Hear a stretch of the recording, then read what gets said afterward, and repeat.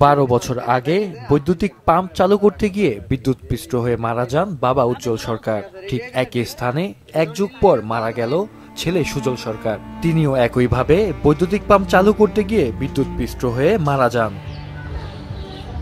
এই হৃদয় বিদারক ঘটনাটি ঘটেছে যশোরের অভয়নগর উপজেলার হরিশপুর গ্রামে। গ্রামবাসী জানায় 2013 সালে বাড়ির কাছেই একটি জায়গায় সেচ পাম্পে বৈদ্যুতিক সংযোগ দিতে গিয়ে বিদ্যুতায়িত হয়ে মারা যান কৃষক উজ্জ্বল সরকার।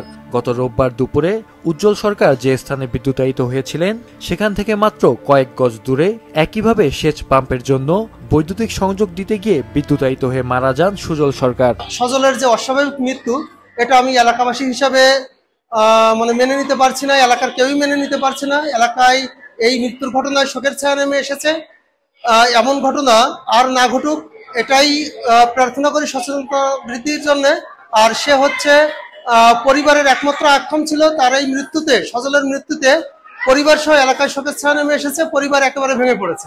আরও জানা গেছে, উজ্জ্বল সরকার মারা যাওয়ার পর 2013 সালে সেচ পাম্পের সংযোগটি বিচ্ছিন্ন করে দেয়া হয়। সম্প্রতি বাবার নামে থাকা বৈদ্যুতিক পাম্পের সংযোগটি পল্লী বিদ্যুতে আবেদনের পরিপ্রেক্ষিতে পুনরায় ফিরে পান সুজল সরকার। সেই একই বৈদ্যুতিক তার, একই স্থান, একই কাজ কেড়ে নিয়েছে বাবা ছেলের প্রাণ।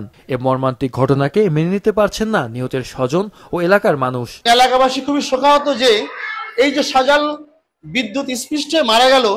সবচেয়ে দুঃখের কাহিনী যে অনুরূপ ভাবে ওর বাবা ওই জায়গায় এই বিদ্যুৎ স্পৃষ্ট হয়ে মারা যায়। কিন্তু এবং সজল খুব পরিশ্রমী। সে একাধারে নিজের বেঁচে থাকার জন্য সে রিক্সা চালিয়ে উপার্জন করে এবং দিনাতিপাত করে। যেহেতু তার বাবা নাই, তাদেরকে কষ্ট করেই দিন কাটাতে হয়।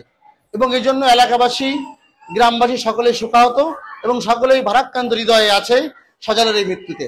2013 সালে এই জায়গাটায় আমার মামা মারা গেছিল, উজ্জ্বল সরকার। 2025 সালে আমার ভাই সজল সরকার মারা গেছে। একই তারে, যে 10 হাত ডিফারেন্স, একই তারে মারা গেছে। সুজল একা ছিল এই সংসারে। ও বাবা মরে যাওয়ার পরে, একা থাকার পরেও ওর আর কেউ এই সংসারে ছিল না। না থাকার পরে ও ভ্যান ট্যান চালাই খাওয়ার পরে ও মোটামুটি বাড়ি একেবারে নিঃস্ব হয়ে গেছে। সোমবার স্থানীয় শরীরডাঙ্গা মহাশ্মশানে সুজল সরকারের শেষকৃত্য সম্পন্ন হয়েছে। মাহফুজুল হাসান, মাছরাঙা নিউজ ডেস্ক।